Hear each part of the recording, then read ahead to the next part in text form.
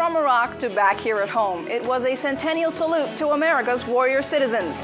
To mark its 100th birthday, the U.S. Army Reserve re-enlisted 100 soldiers from every state in the nation's capital. For one soldier, it was a homecoming.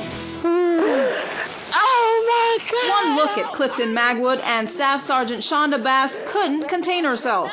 After all, she hasn't seen her recruiter in 15 years. It's definitely overwhelming. It's definitely makes you stick your chest out a little bit further. Magwood remembers having to chase her down to get her to sign on the dotted line. And I just presented the opportunities that the Army could help her with those goals.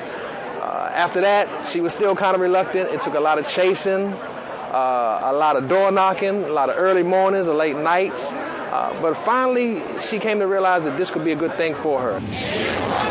Now, 15 years later, the D.C. native is one of 100 warrior citizens on the steps of the U.S. Capitol, reaffirming their commitment to serve to mark the centennial of the Army Reserve.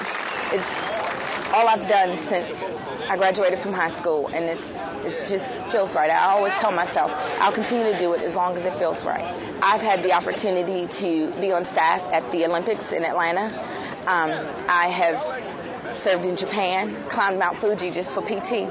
People dream of stuff like that. Bass joined the Army as a laboratory technician. Now she's a registered nurse. Re-enlisting in her hometown has brought her career full circle. Magwood says he never thought she'd stick it out. It doesn't surprise me at all now because she's gotten used to the Army life.